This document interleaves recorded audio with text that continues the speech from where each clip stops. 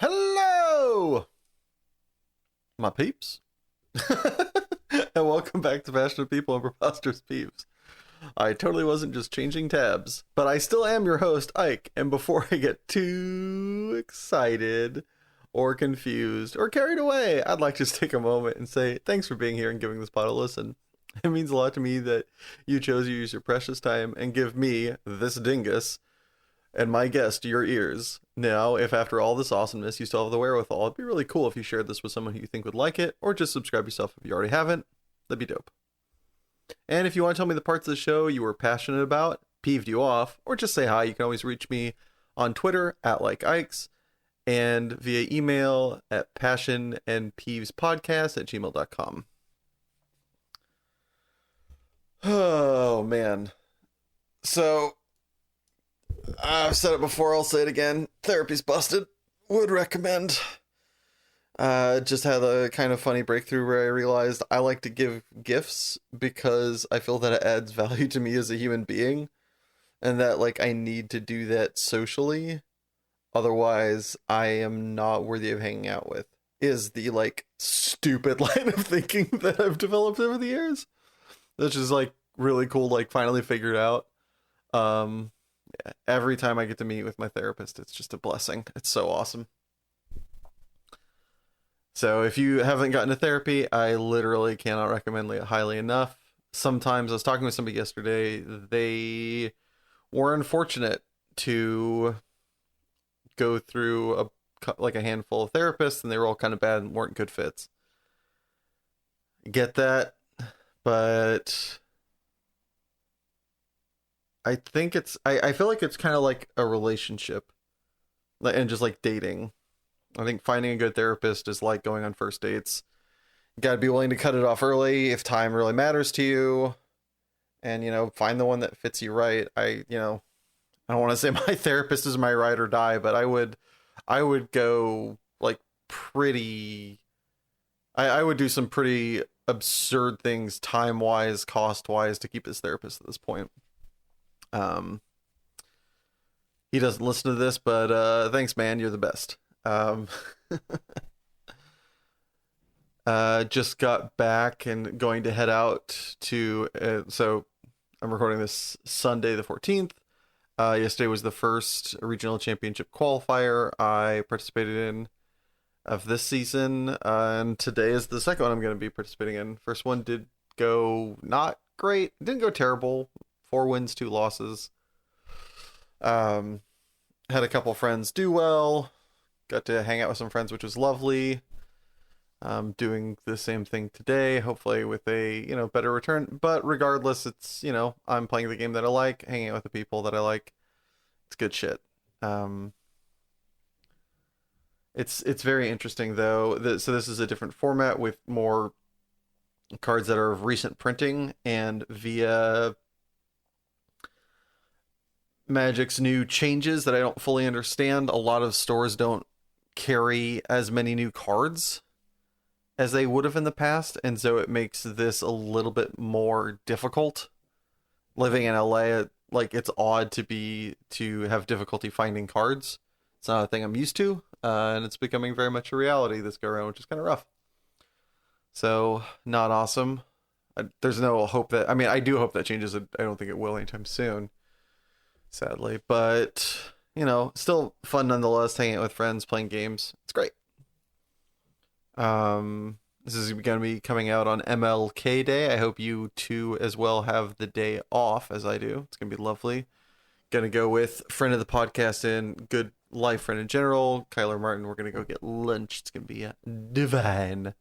So it was very interesting. This week at school, had a bunch of, like, noticed really first time kids with infinite time, like kids that have no job, they have a bit of a social life, but they don't have any, they don't have anything on their calendar. They don't have any, requisite being where it's just school, that's it.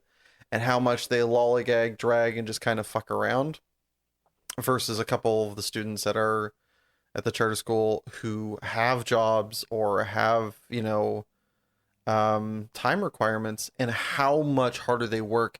And interestingly enough, the people that have the less time turn in the more work.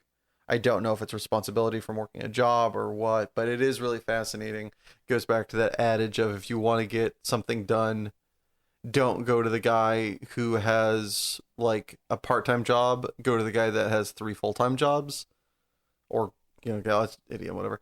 uh but it's that the people who have to use the most amount of time are the best at using their time. Hey, look, it's an alarm clock. uh Sorry about that. I guess I need to get going. uh Speaking of time usage, so it's very interesting, a very kind of good life lesson of if you are wanting to get something done, very rarely, it seems to me anyway, very rarely it's not that you don't have the time to do it, but that you don't maybe have the interest in actually doing it. Things that I did have the interest in doing for quite some time. Look at that damn awesome transition. I have wanted our guest today to come on the podcast since season one. I have been, occasionally, reaching out to him. He is a father, I believe, of two, an amazing husband, and a full-time filmmaker. Guy, be busy. So it was finally fantastic to have the one and only Jacob COONEY come on the podcast. Fellow California student, California State University Monterey Bay alum, go Otters, and it was, finally got to make it happen. Thank you so much, Jacob, and I hope y'all enjoy it. All right, folks, today on the pod we have a man who wrote the sci-fi opus Three-Headed Shark Attack, is the only person on Earth who loves yard work, and newly bought a Peloton? It's the one, the only, Jacob COONEY!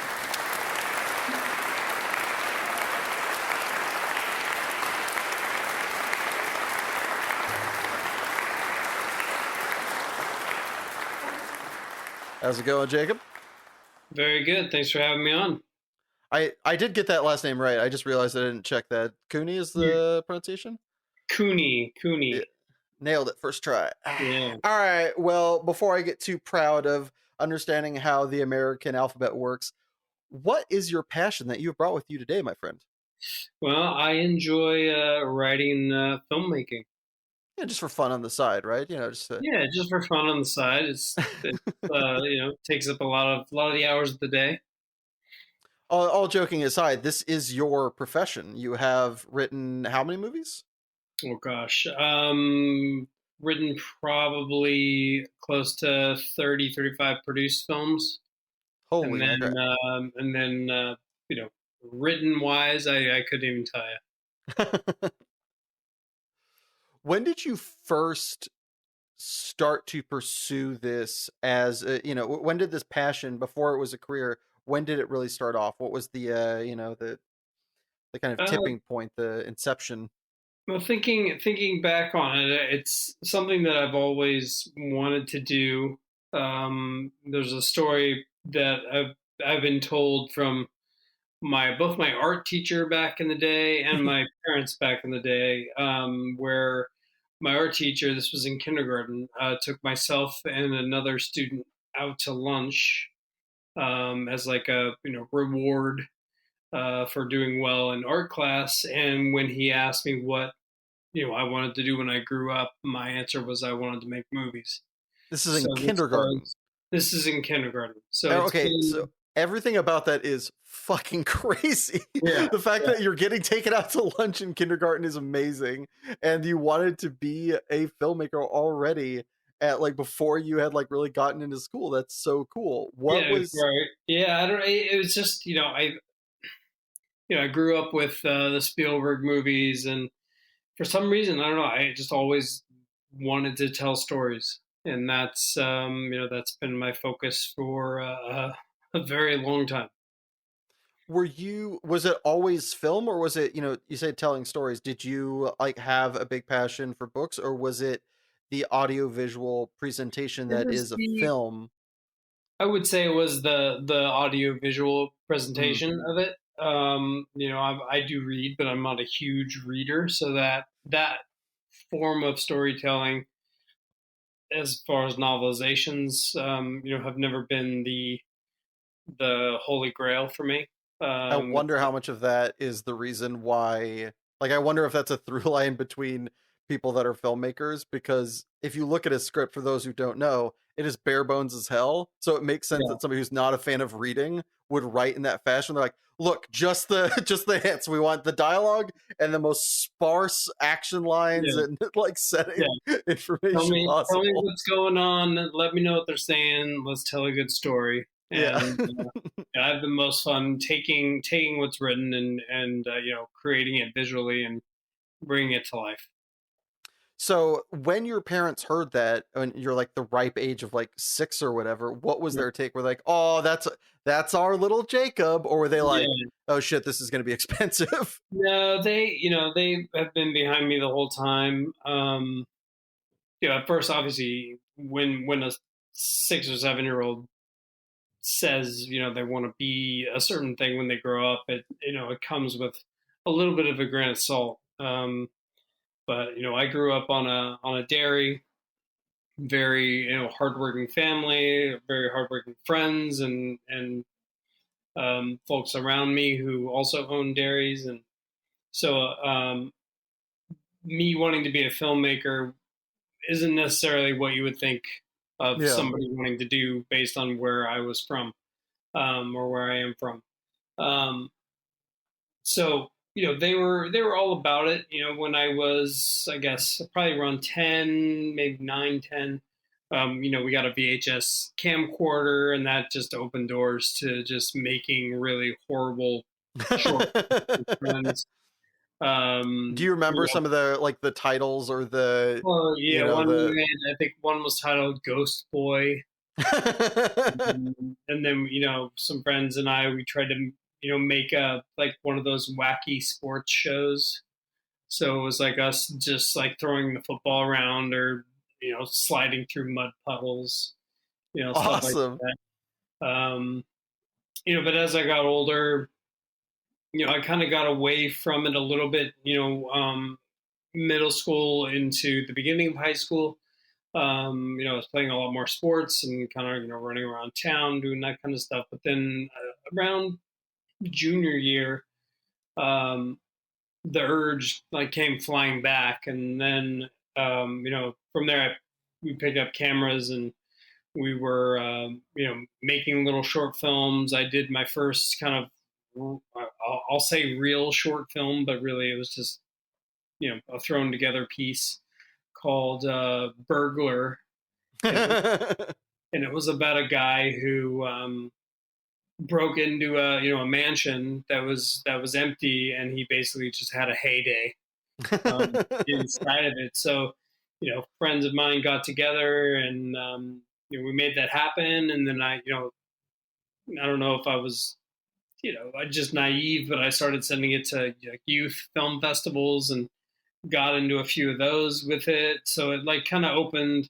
the can of worms for me, and really wanting to pursue it. And then at that point, my parents could see that this was what I wanted to do, and they were fully behind it. So then after doing that film and just kind of playing around with buddies, with editing gear and all of that, we decided to go to film school. Went to Cal State Monterey Bay. Um, Go Otters. Go Waters. I was going to go to San Francisco State, but then it's a good school, but it's back then it was heavy on theory and not a lot of hands-on experience, and I decided to go with Monterey because you could pick up a camera on day one, and That's so funny that you say that, because yeah. I add also I'm a fellow alum. That's how we know each other, is via introductions from the fantastic Chris Carpenter. Mm-hmm.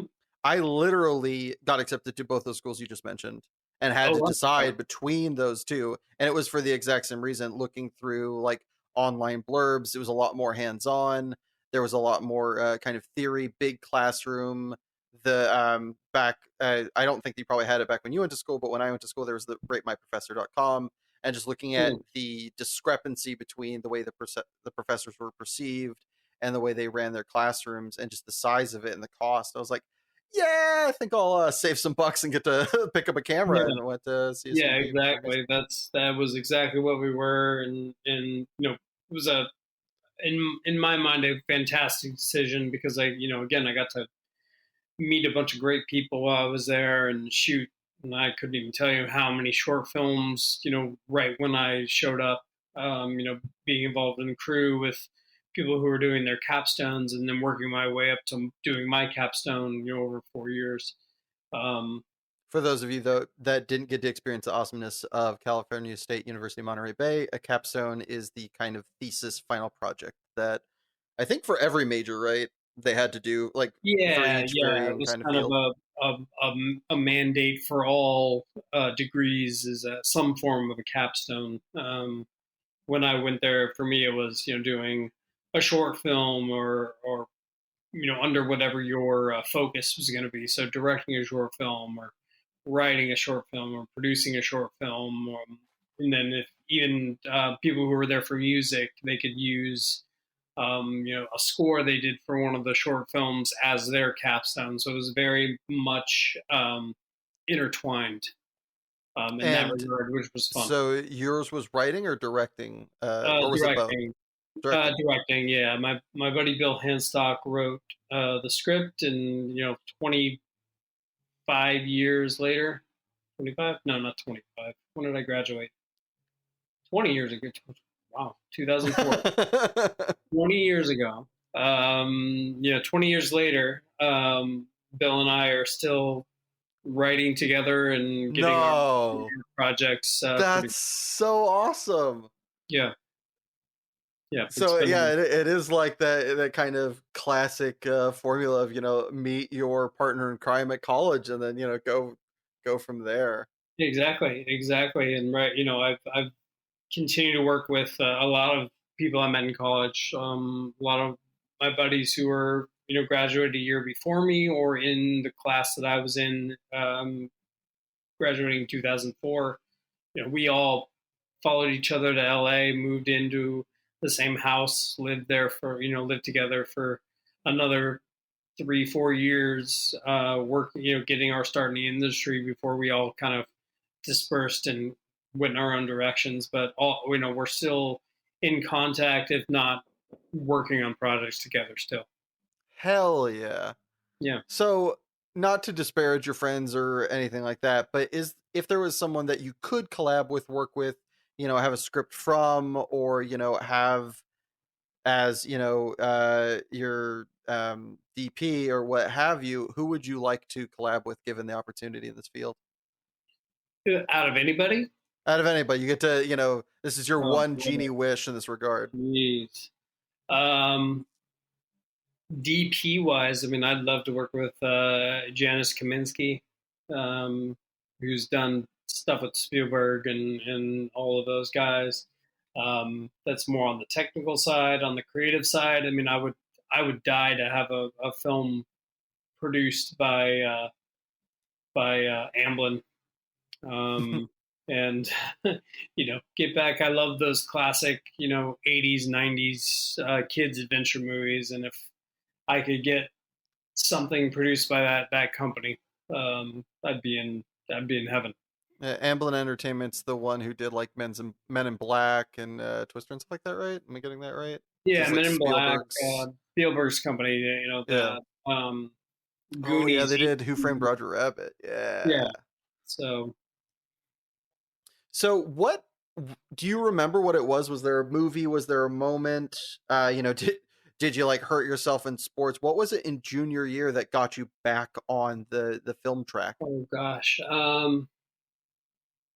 you know, it was I don't know. It was like there was a summer. I think it was a summer of my sophomore year where just a ton of movies were coming out that I wanted to see, and I couldn't tell you if it was just I think it was the summer of like I Know You Did Last Summer and Scream and Varsity Blues and the teen rom com type of stuff like She's All That, and other material.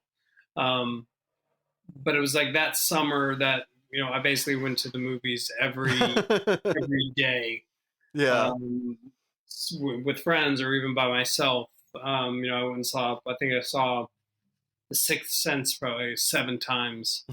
Um, so it was those things, and seeing those types of films and just being fully entertained.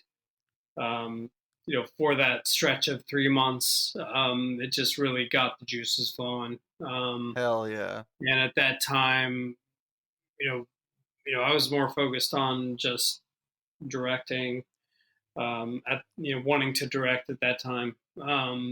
But seeing all those movies, I think one morning I just kind of woke up and had this random idea for a movie, and I just started writing it in a notebook. This was my junior year, and within 2 or 3 weeks, I had the first draft of the first script I ever wrote by myself. Feature Nice. script. Yeah. So it was, it was those moments of just like, you know what, like I have a lot of fun doing this. Um, and I just remember having that idea and the energy that came with that. And I was in study hall writing. I was in math class writing, not paying attention to math. I was, in English, pretending I was writing my paper, but really writing the script. See, Professor, I am writing right Yeah, now. I'm not doing what you're asking me to do, but I am writing. So it's it was just there was just something going on that summer where the energy and I just knew what I wanted to do, right away. And it just all came flooding back because it was early on, and doing random things with my friends, and then it kind of went away, and then all of a sudden I feel like the energy just surged Yeah. It was back. like Like, it was like refinding your first love. exactly. It was going out. It was realizing that you wanted to marry that girl you had a crush on in 3rd grade, and just Right. running back and finding her. Whatever. Yep. Exactly. So as the cinematic landscape has recently gone through a lot of tumultuous circumstances, what other than other than the kind of I don't, boycott's not quite the right word, other than the strike, what would stop you from coming back and doing this? Is there anything? Um, like I tell a lot of people, I may slow down and do something else for a while, but I'm never going to stop writing, never going to stop pushing to make films and get bigger and better Yeah. over time. A lot of the landscape right now, and sadly, it's a lot of lower the budget, but still make that tent pole that everybody's expecting. So it's getting very hard because the budgets are getting slashed, but the expectations are that you're going to go better every time, although you don't have the same Yeah. amount of money anymore.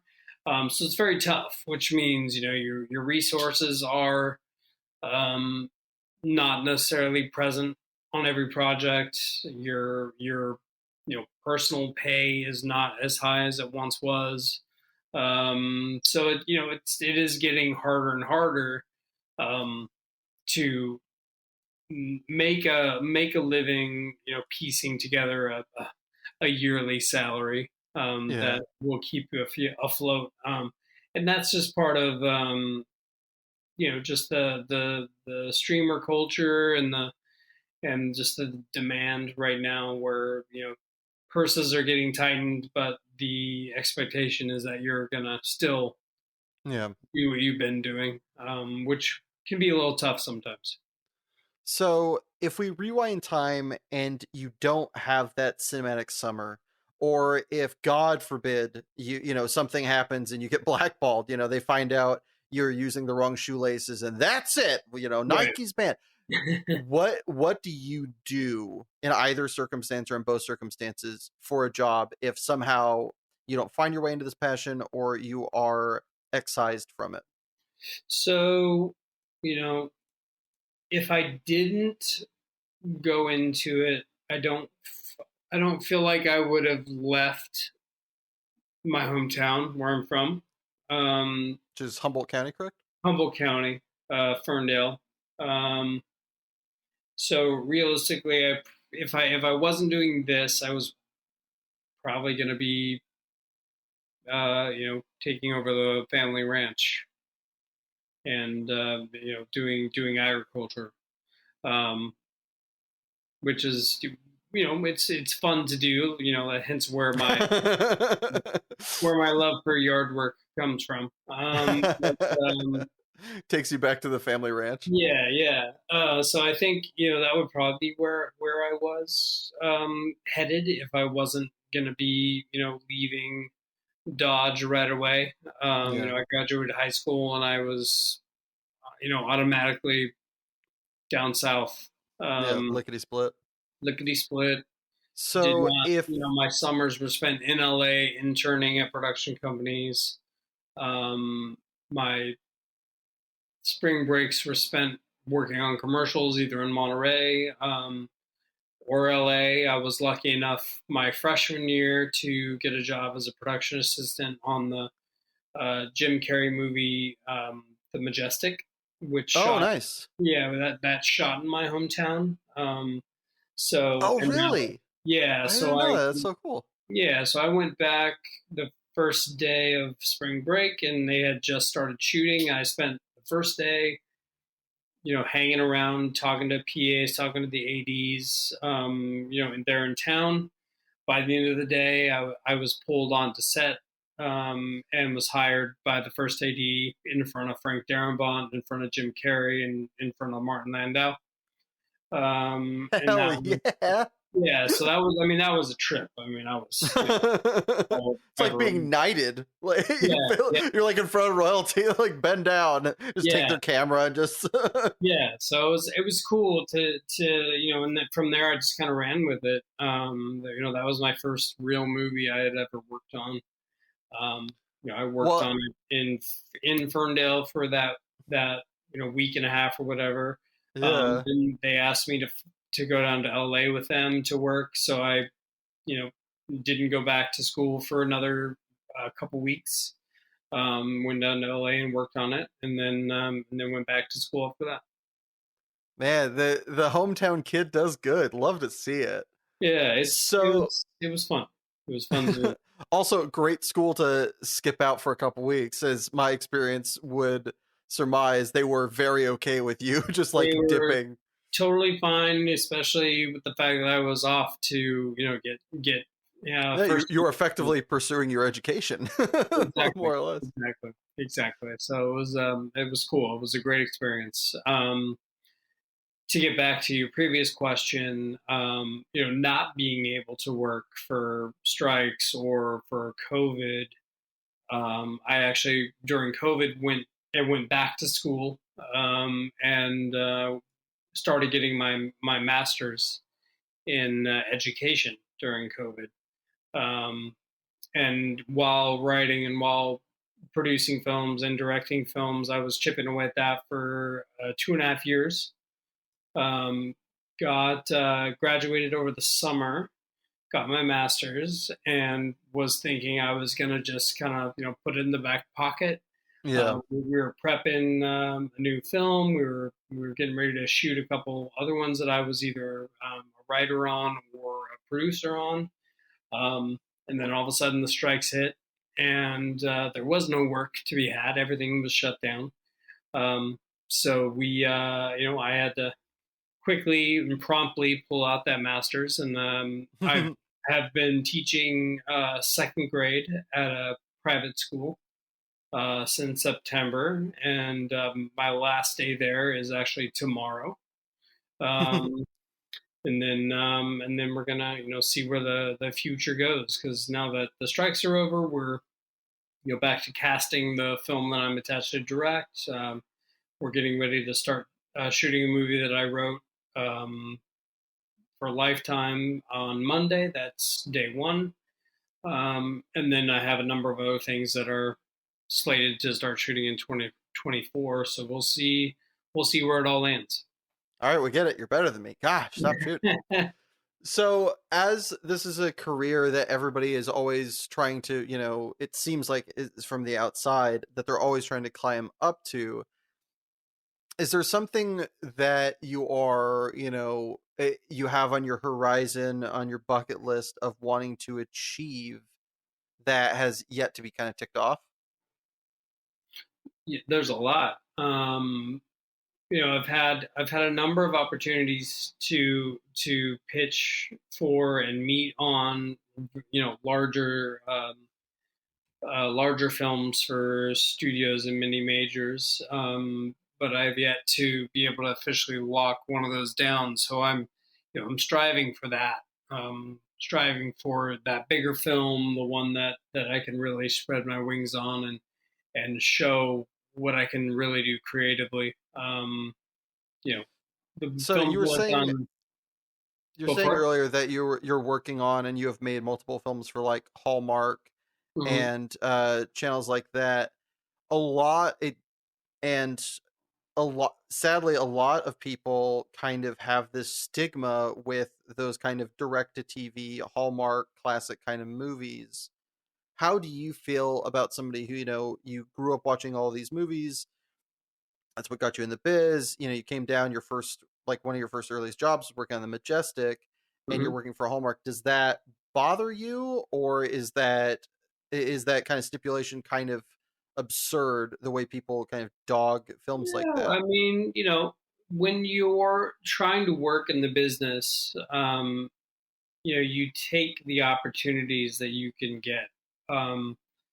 And the bigger opportunities, they show up, but you're vying for projects that people with more credits, people with more experience, or bigger credits, bigger projects under their belt are also vying for. So they're hard to lock in if you're not somebody who is you know made a movie for multiples of millions of dollars and has done gangbusters in Mm, the box office. So track record plays a good part in it, but also just being able to get in that room, be able to meet the right person at the right time on the right day, yeah, um, has a lot to do with it. I mean, it's a lot of luck, because you can be meeting on something, but that executive you're meeting with may have not had the best morning or the best afternoon or what have you. yeah, And the meeting goes fine, but they're also just not in the right headspace yeah, to listen to your pitch in the right way, and so that works against you. So you have to have you have to have the right pitch, you have to be the right person, you have to be meeting with the right person, and you got to be sometimes Mr. Right, right, right. right. You also have to know the right people, Yeah, because a lot there's a lot of personal relationship within decisions that are made as well. So if somebody else knows somebody a little bit better, they're more than likely going to go with that person. so in many lines of work there are secret terms only used by the people who work in it. What's your favorite for filmmaking? What's the one that you're just like, hey, I know this word and you don't? um, this was back in the day because I worked as a dollygripper for a while, but I like the term. It's not really used anymore, but it was called the ubangi. Uh, What does that mean?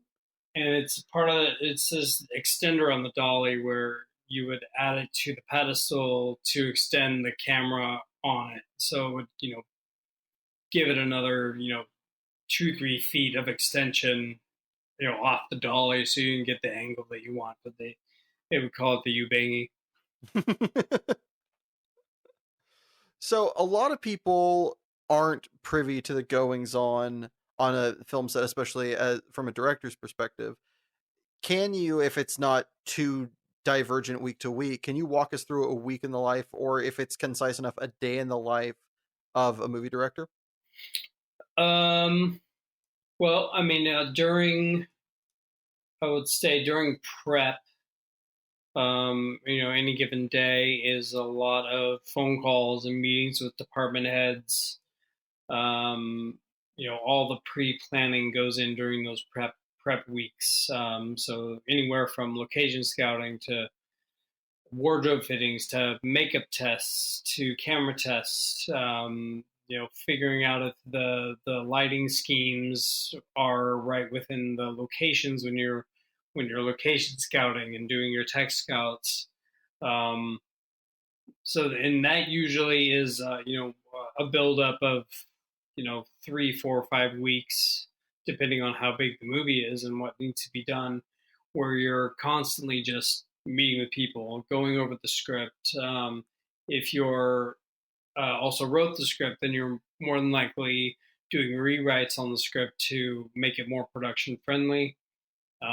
If you're not the writer on it, then you're more than likely giving the writer notes based based on your location scouting and things that your department heads are telling you. Also, your line producer and your producers will inform you that they don't have the money for something that you want.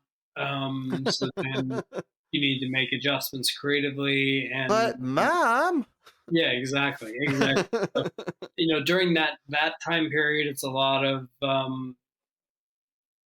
working with others, probably making some kind of concession somewhere that you don't necessarily want to make. And then you're frustrated for a little bit, but then you figure out your workaround within the budget that you know appeases your creative want. Um, and so it's all a lot of push and pull during prep.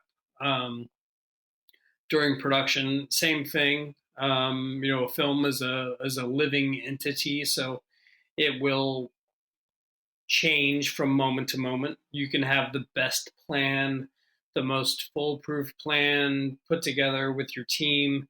You get there in the morning, and then all of a sudden, that foolproof plan is thrown in the garbage. And then you have to think on your feet, make those adjustments, and get everybody else on board with those. Um, and just get through the day, be as creative as humanly possible, and the hope is that you show up on the day and everything goes as planned. But more than likely, there's going to be a hiccup somewhere. How much of the time would you say things go within the confines of expectation as planned versus, all right, time to call in an audible? Oh man. I would say it's 50-50. You have, Wow. you know, bigger shows with longer schedules and more money. They can afford to stick with a plan, and they're able to shoot less per day because of that. So it mitigates some of the issues.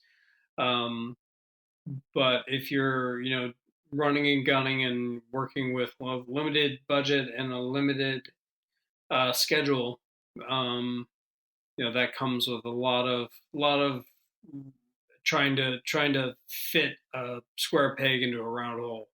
Yeah. So I would say it's about 50-50 in my experience, where you get the day to run as smoothly as possible and it goes as planned, and then the other 50 is within 5 minutes the day is off the rails. Chasing the train. Yep, exactly. What would you say is the best or most memorable piece of advice you've got in regards to the film industry for those who are aspiring? What did you get told that really helped, mold your brain in the right direction? um I think the best piece, I couldn't even tell you who said it, um but it was just keep going. Doesn't matter if it fails, doesn't matter if somebody doesn't like the script that you write or the movie that you make, you know, doesn't that doesn't matter. Like, you go and do it, make it happen, keep going, because sooner Hmm. or later you're going to do something um, that people are going to spark to. What would you say is the biggest misconception about filmmaking by the wider world?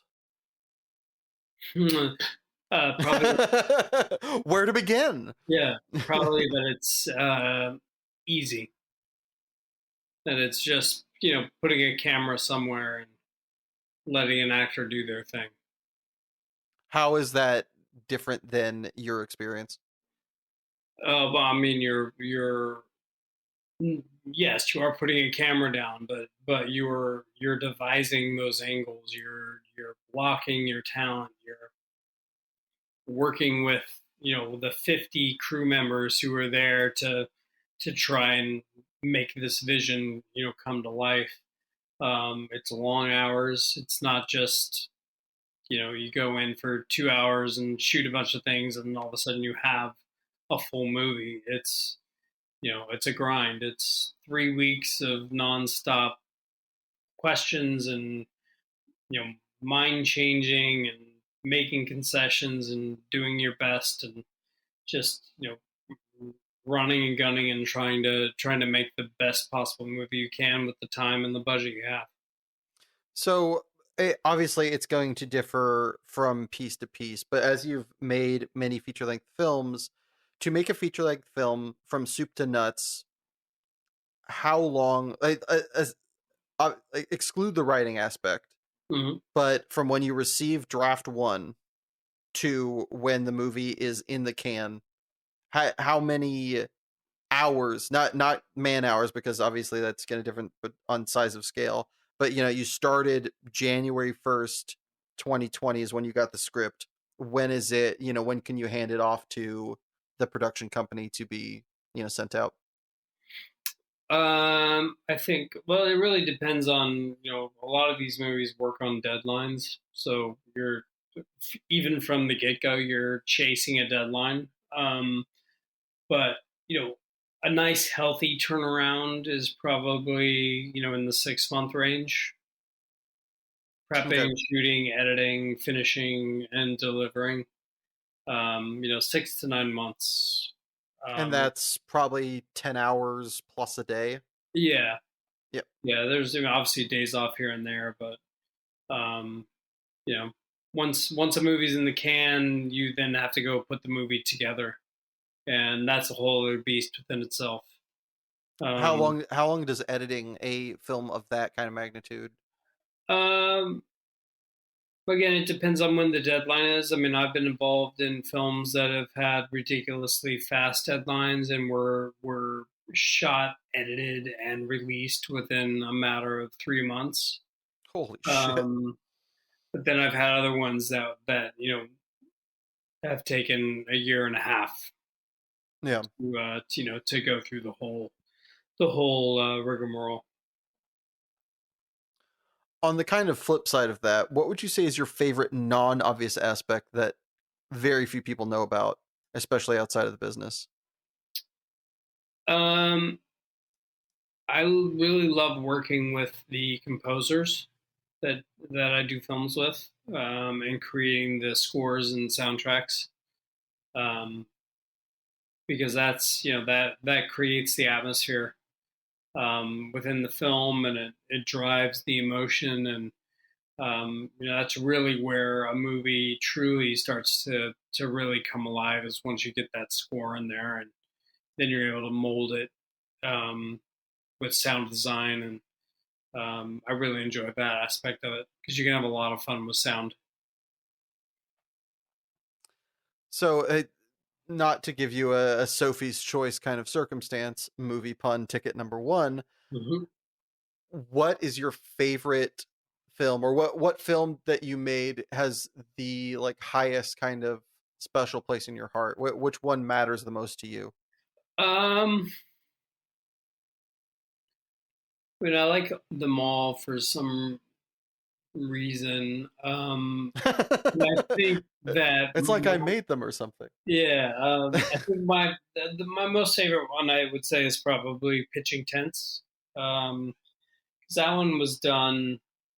Not only was it about summer and teenagers going out camping and trying to find themselves, and the friend and family dynamic of graduating high school and trying to figure out what you're going to do with your future, but the production of it itself was like a summer camp for everybody, because we were out in the woods shooting, and then we were back at the hotel having a good time, and we were telling this great heartfelt story. And then that movie, ultimately was out in theaters across the United States.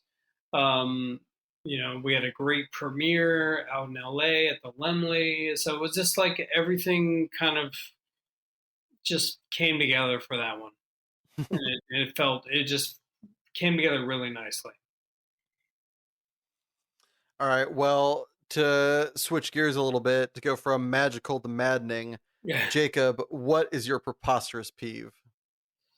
What did I write down? Oh, people chewing really loudly, crunching and munching, like to the point where they could be across the table or in, far across the room, but it sounds like they're just inside your ear. Does it matter what? Is it more forgivable if it's like taco, like like hard shell tacos, or nachos or something like that, or is it just like fuck them all? No, it's just don't chew loudly. Like I understand if you're, eating a Dorito, but when you're eating a Dorito on top of, munching and smacking and whatever else, like just, rein it in.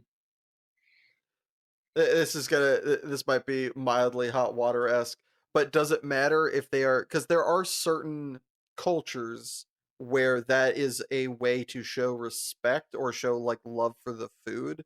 Sure. Does that matter to you, or is it still just like, I'm sorry, I just don't care? I think I would probably be a little bit more forgiving if I was in that environment. But overall, like let's not do it. Like just eat like a normal person.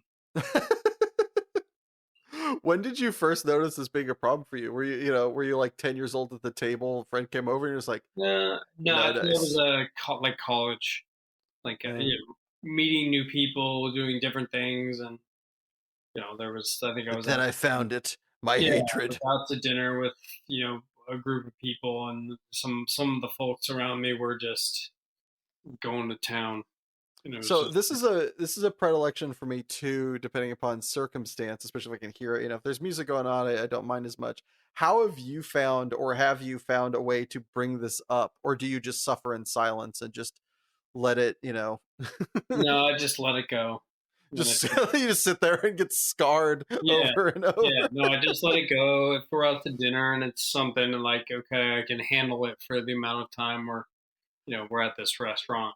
Um, When did this offend you the most? Do you have a story of when it like bothered you to the point of boiling over, or have you always been able to contain it? uh, no, I was close to.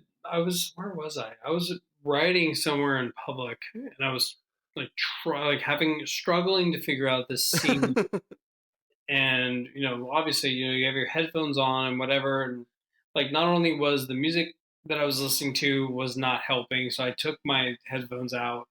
And I was trying to do it, seeing if just the environment noise Yeah. would be okay.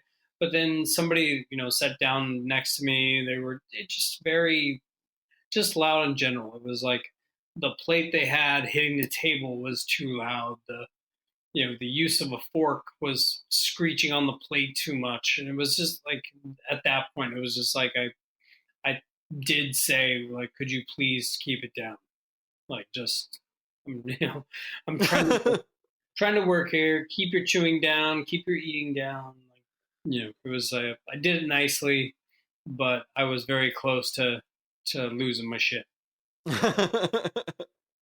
Well, I'm kind of curious now that you brought it up. I kind of upset I failed to ask. Where do you find that you work best? Because you said you were out. Like, are you a cafe writer, or Um, what's your? it really depends. Like I actually kind of like going to the library. So like the whatever town or city I'm in, I go to the library and I work, find a nice quiet corner, and hope that I'm not bothered by anybody for that block of time that I'm there. And then I work at the house. find a quiet area. We have a little office here down in the basement, so that's where I'm at right now. So, Like a mad scientist hiding out in the yeah, basement cooking up yeah, concoctions. yeah, All right. exactly. That's it. Well, lastly, before we throw it to a commercial break, if you could have listeners to this podcast hear one song you were choosing, which would it be? Oh gosh. I would. Well, I wrote this down.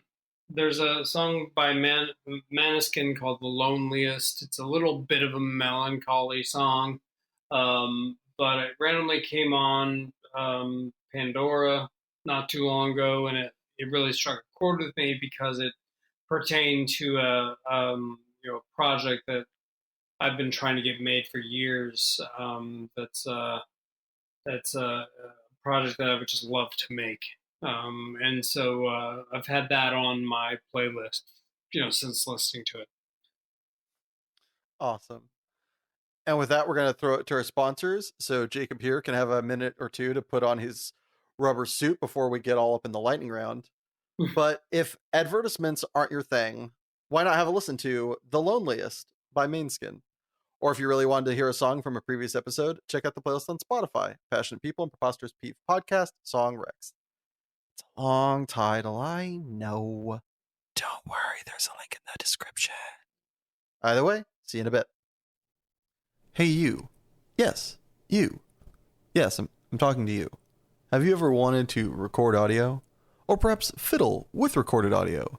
Maybe even record audio of a fiddle and then fiddle with said audio? Well, now you can with Audacity? With all the run-of-the-mill bells and whistles, you'll be confusing yourself with the tech in no time. But won't that cost lots of money? Because with my snow-blowing habit, I can only afford it. It ain't gonna cost shit. Audacity is free and easy enough to use that even a snow-blowing son of a gun can use it too. And we're back. Jacob, are you ready to enter lightning round?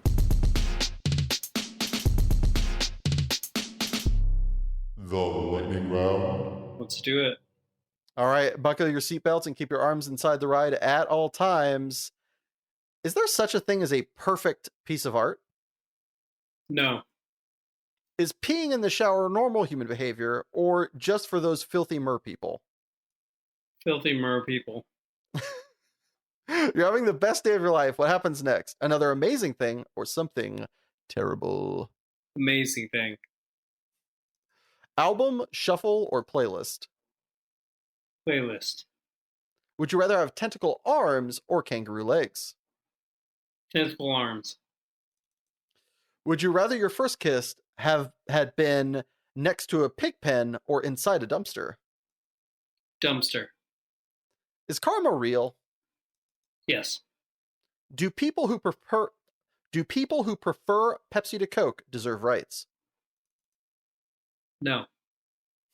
Make the food or do the dishes? Dishes.